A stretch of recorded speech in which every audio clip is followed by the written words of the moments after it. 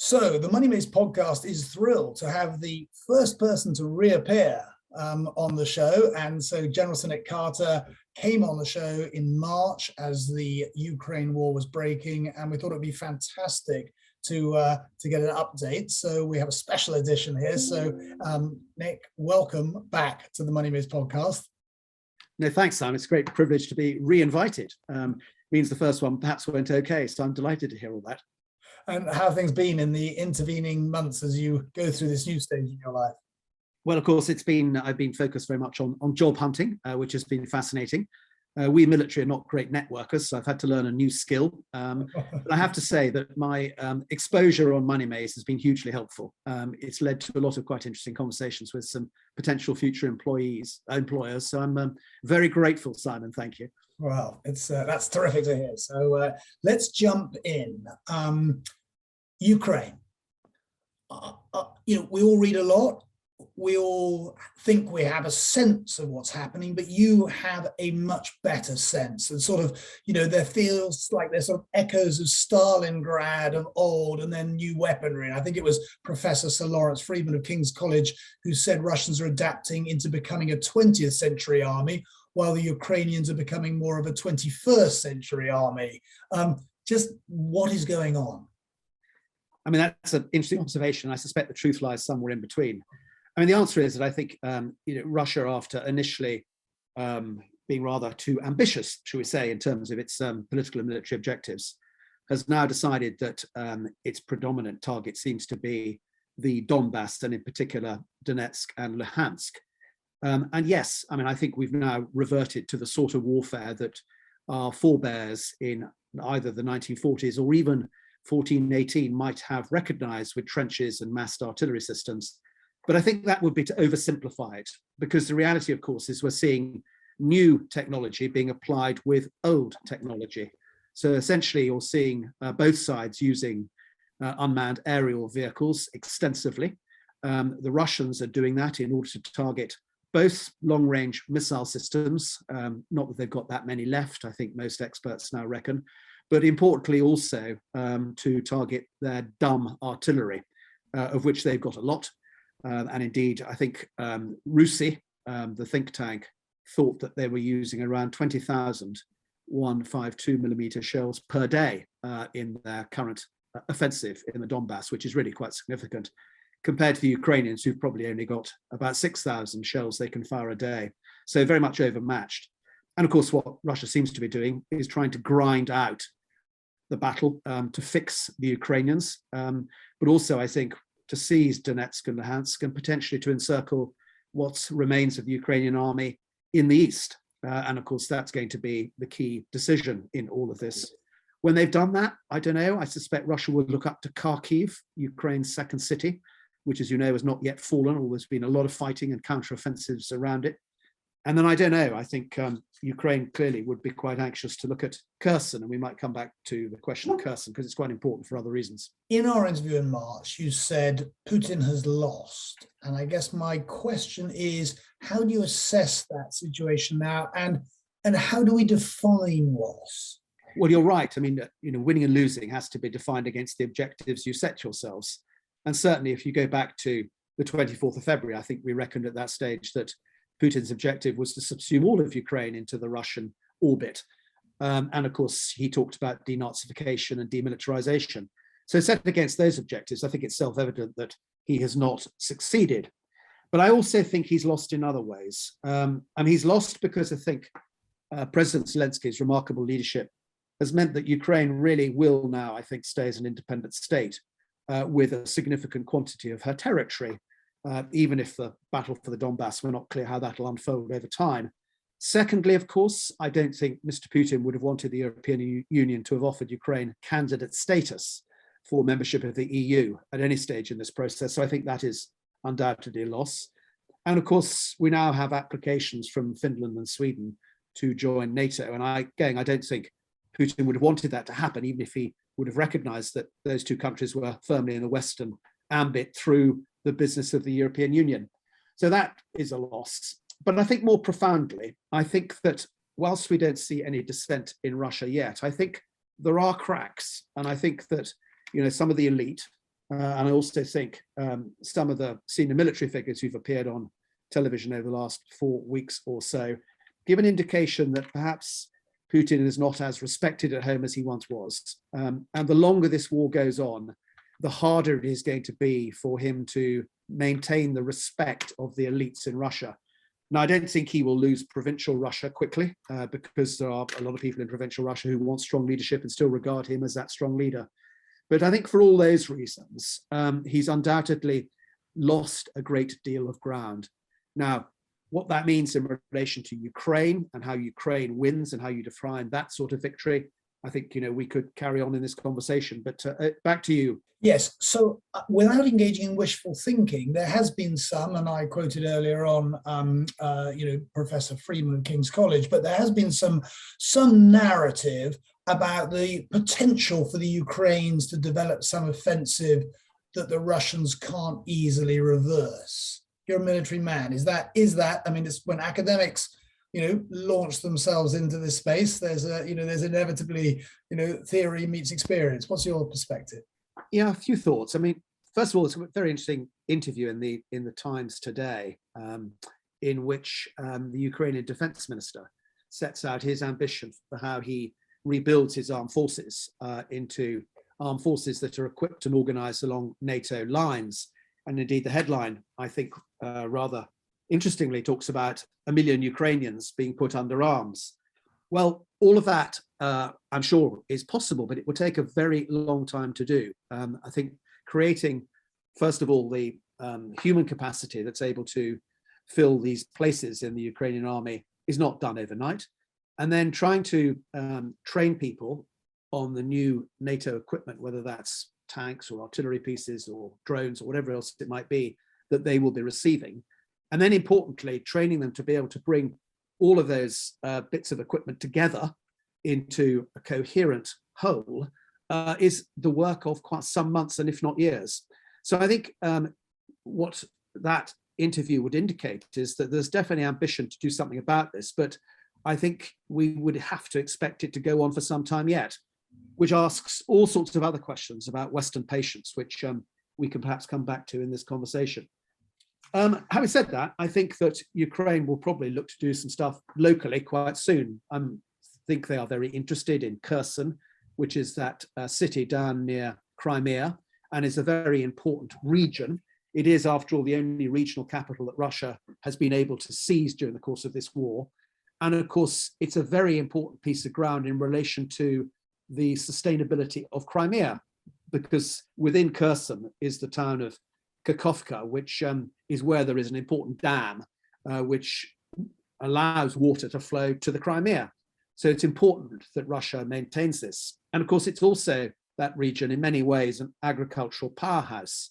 And I think Russia would be very keen to assimilate that into Russia proper, not as simply as a breakaway republic like maybe Luhansk and Donetsk could become, not least because, of course, there's a very significant power station there, and that nuclear power station will manage the requirements that Crimea has into the longest possible term.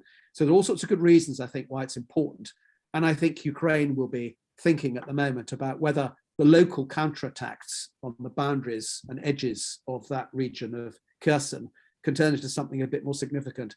So I think there's stuff going on, but the big question, I think, is how quickly they can do it and how quickly they can become capable enough to be able to embrace all of this Western know-how and technology to be able to achieve a genuine offensive. Now, it's interesting as an observer, of course, one talks and listens to the discussion on military strategy, and it's almost akin to moving pieces on a chessboard. But that your successor, General Sir Patrick Sanders, has said this is the clearest threat in our lifetime, as profound as a 1937 moment. And I wonder, whilst it's easy to strategize, and we're all doing that, is the West in aggregate possibly being too complacent about escalation? I think, as I've said before, the first casualty of war is always the truth. And of course, what's going on in this war is there are narratives on both sides. And of course, Ukraine is understandably bigging up and emphasizing its desire to take back its territory and its capability to do that, because it wants to try and get the support necessary to do that. And then there will be a counter narrative that, of course, Russia will put across. But I think, like all these things, we have to sit back and be realists about what is achievable. And I think we therefore, as the West, need to be clear about whether we are able to enable Ukraine to do the sorts of things that Ukraine are talking about doing. Because as I said a moment ago, it will take time to do that. And whether we've got the patience to be able to cope with the privations that come with sanctions, for example, I think is a big question, which we might want to return to. But I do very much agree with what one of my successors, Patrick Sanders, said. And indeed, back in January 2018, I was saying much the same sorts of things about Russia. But of course, it's now much more obvious that that is the problem. And I think it is, in many ways, a very clear and present threat to us. But of course, we shouldn't ignore all the other things that are going on in the world in the meantime, because whilst Russia is the most obvious acute threat, China is the chronic challenge. And that's something we shouldn't lose sight of as we fix on Russia at the moment. Yes, and I want to come back to that later on. But I guess that coming back to an earlier observation you made, which is all wars end in a conversation, and that involves compromise. What's your best guess? Well, I mean, I suspect that it's very likely that Russian forces will at some stage in the next 6 to 12 weeks will what we military call culminate in the Donbass. I think they'll run out of energy in terms of human capacity and arguably munitions and those sorts of things they need to carry on.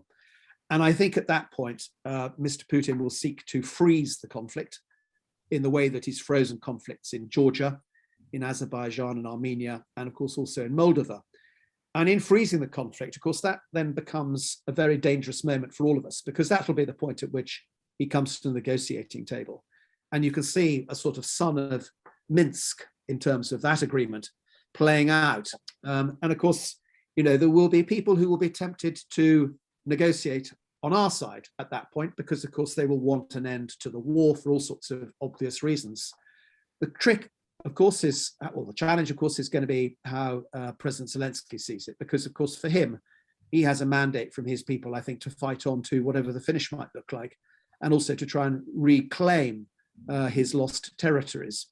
So I would have thought we're going to end up at a point of time in, probably in the autumn, where the thing freezes, and then there will be, I think, a very challenging moment where Mr. Putin might come to the table, and then there will be this question about, so what? How do we play this, and how do Ukraine play this? Because Ukraine will want to fight on, but will we in the West be prepared to tolerate the privations that come with a long war, and therefore sanctions having to be applied for much longer? And do you think the West is likely to splinter? I don't know. I mean, I think we've seen fault lines, but on the other hand, we haven't reached the point at which it's become genuinely uncomfortable. It's going to require leadership, and it's going to require, particularly US leadership, but leadership from Western states people to be able to hold it together. And another gilet jaune type moment that we all recall from 2 or 3 years ago, that sort of thing doesn't help. So I don't know. I think it's too early to say, but it's going to require strong leadership, and it's going to require marshalling a narrative that our populations can genuinely get behind to understand why they are being asked to do this and why it matters that they do it.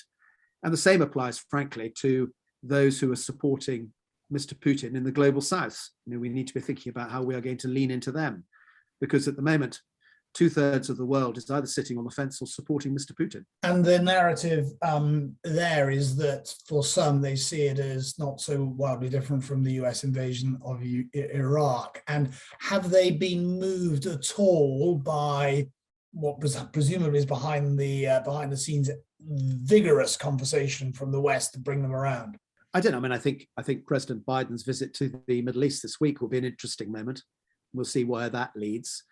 But of course, I think that the global South, unsurprisingly, is looking at this, thinking that perhaps the West has been rather duplicitous over the last 20 years, and we have to find a way of re-establishing our values and living those values.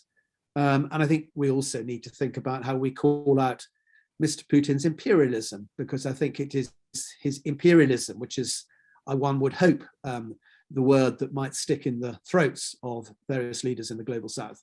Peter Frankopan, who head of global history at Oxford, who you met at one of our Money podcast events, had a question, which is, what threats are we not thinking about, but perhaps we should be? Clearly, that's made in the global context. Yes, I mean, I think we need to look at the geography. We need to look at the bigger picture. We need to see, for example, what Russia is doing in its near abroad and up into the Arctic and the high north. And we need to look at what Russia's doing with its militia group, the Wagner group, more broadly. So I think that's an important area to focus on. I think we need to be looking at how China is expanding its influence globally, particularly in Africa, but also in Latin America. Russia's doing the same in Latin America. And then we can't afford to ignore terrorism, extremism, and of course, how that bears on climate change and people wishing to migrate from continents like Africa to Europe. And those are things that are very much clear and present challenges for us. And then, of course, there are capability areas like cyber, like space, where both Russia and China have significant capability. So there's plenty, I think, for policymakers to get their minds around at the moment. Suddenly, I think we realize that the world is essentially much more complex, more dynamic, and inherently unstable than it's been at any times in our lifetime. So we've got China, Russia, we've got energy, food, climate. You talked about the global south, lots of, troublesome balls in the air. Cast your mind forward 5 years, how would you assess the resolution or lack of resolution around some of these key issues? Well, a lot is going to depend, I think, upon how domestic politics play out in Western countries. In the horizon that you've just put out there, of course, we will have had a US election, and how that US election pans out is going to be absolutely fundamental to the way in which the West approaches the challenges that you've just mentioned. And of course, I think the same applies to Western politics more generally. And, I can't remember a time in my lifetime, I think, when the notion of democracy felt more threatened. I think Francis Fukuyama was right in his book, The End of History, that when he observed that democracy will die from within, not from without. And I think that's the bit that is the indeterminate factor in all of this, which we all need to be alert to. But having said all of that, I think that if you take China, for example, and a number of other authoritarian or more authoritarian countries, I think they will have reflected on the Western response to what Russia has done in Ukraine. And I think they will realize that actually, the West does stand for something, and the West is probably not going to put up with what it stands for being undermined by people like Mr. Putin. And I think that's quite an important message, which means I think that, the risk of further instability in the next 5 years probably becomes slightly less. And do you include Taiwan in that?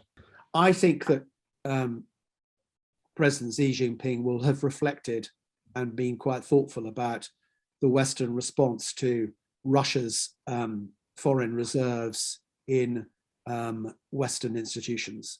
And given the amount of Chinese money that sits in Western institutions, I think he will have thought quite hard about the impact of that. And indeed, I think he's trying to sort it out probably. So I think that he probably has put Taiwan slightly more on the back burner than it might have been.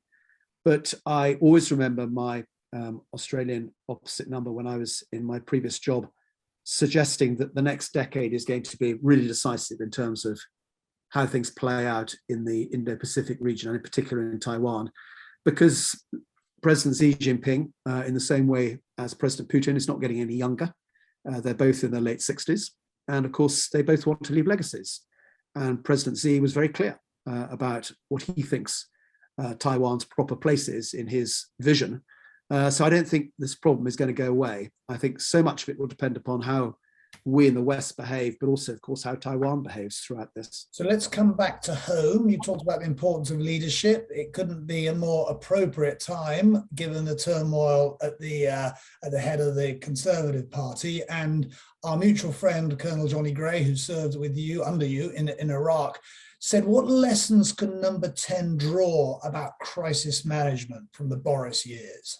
Well, I'm in a slightly difficult position because, of course, I was his military advisor probably for 80% of his time, and therefore I sat on his National Security Council. And I think, many of the decisions that were made by that body during his tenure were very sensible decisions. I think a lot of the COVID decisions were pretty good. And I also think the government's response to Ukraine has been pretty good.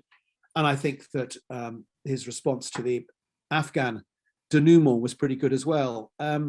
So I think, his crisis management has been effectively handled. I think the challenge for all leaders, though, in democracies is how you look beyond the crisis to, if you want, where you want things to end. And that requires a strategic approach. And that's very difficult, I think, for all leaders these days, partly, of course, because the news cycle is so dynamic, but also, of course, because of the nature of the democratic cycle. And I think that, to be fair to the Prime Minister, being elected on the back of an 80-seat majority, he probably thought that he could look beyond the first term into a second term. And therefore, I think there could have been some quite significant strategic ideas that could have been developed. And the integrated review that was published in March of last year tried to do that. It was being translated into a strategy, I think, during the course of the last year or so. But ultimately, what it aspired to do, I think, was, as a vision, lauded by many people, not least our allies. So I think, I'm not going to pass judgment one way or the other. I just think that these are very difficult times. And I think some of the crises that, we were involved in were difficult to deal with. And I think they were handled as well as they might have been in the circumstances. Yes, mistakes were made. Of course, mistakes were made. But in principle, I think they were handled pretty well. And of course, it is that body that is the National Security Council that is the mechanism through which we make sure that crisis management is handled effectively. So Charles Moore, writing in Spectator, said, and I quote him, "Boris's trust in instinct rather than process left him dangerously exposed."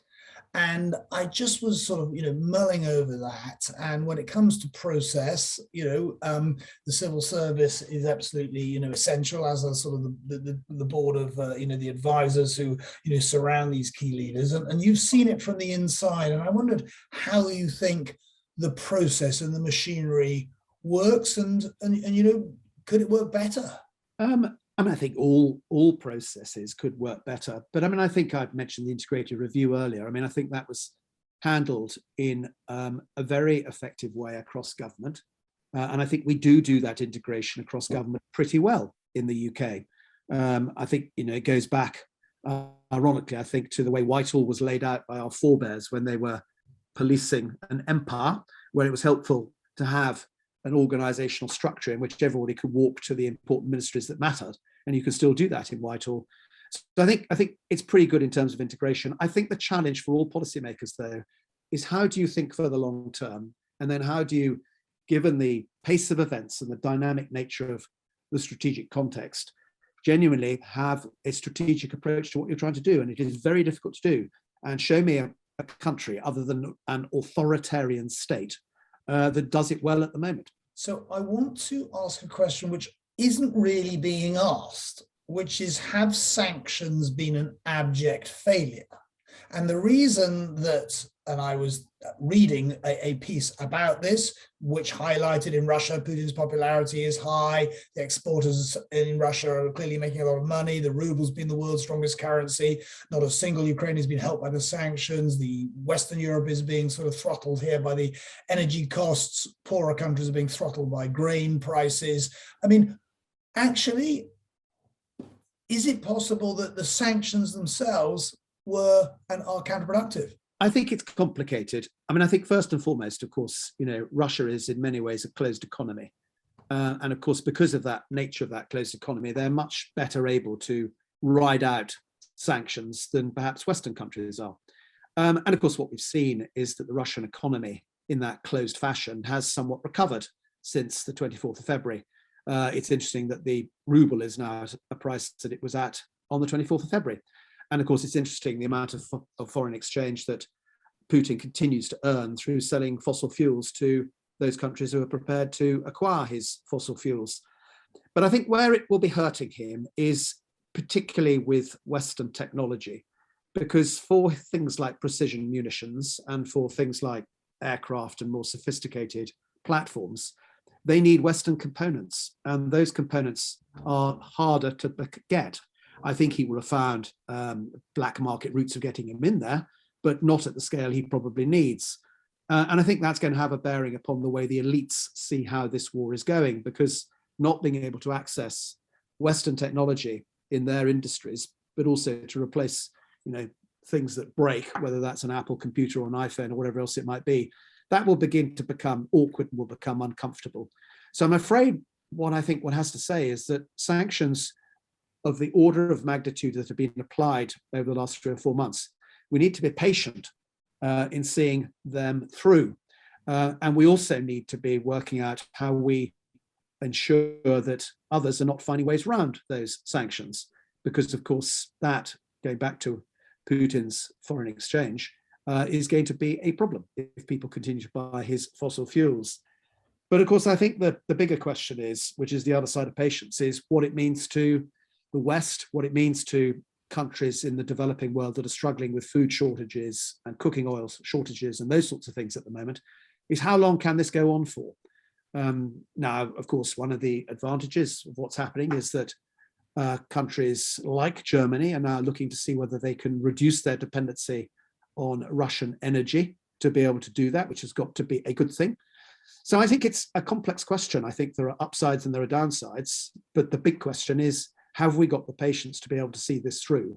Because seeing it through is not going to be something that we see happen to Russia quickly. Which leads me to my final question: is these supply chains via Odessa, how can they be unblocked? How can the West, and what can the West do to facilitate, the export of all this stuff that comes through there?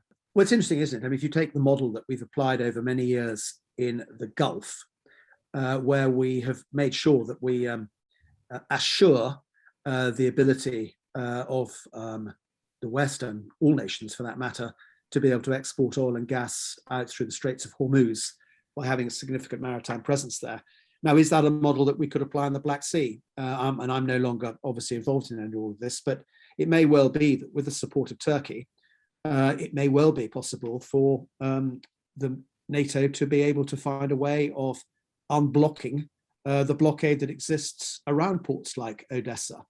And I think that's one of those things that we're going to have to think pretty hard about if we are going to need to be patient about the way in which the sanctions continue to work. Now, having said that, people will be very nervous about the nature of escalation that could flow from that. We've already seen, a certain amount of excitement around Kaliningrad, that narrow slither of land in the Baltic, which separates Lithuania from Poland and is owned by Russia. How these things play out in terms of escalation is something that planners and policymakers will need to be very careful about, and have been very careful over the last 3 or 4 months. So can we break a blockade without it becoming so escalatory that it leads to something else occurring? I don't know. These are questions that people will be asking. But ultimately, we do need to find a way, if this war is going to go on for a while, of opening up Ukraine's economy, because otherwise things are going to become even worse than they are now. It's great to catch up. I think that our listeners will really appreciate you taking the time to share your thoughts in what is incredibly complicated and scary, time for our civilization. And I think that the combination of, from an economic and investment standpoint, I think the combination of these higher commodity prices, reduced economic activity, and a higher cost of debt that was always going to happen because central banks have arguably been way too relaxed and behind the curve, means that we're in for a continued, difficult time.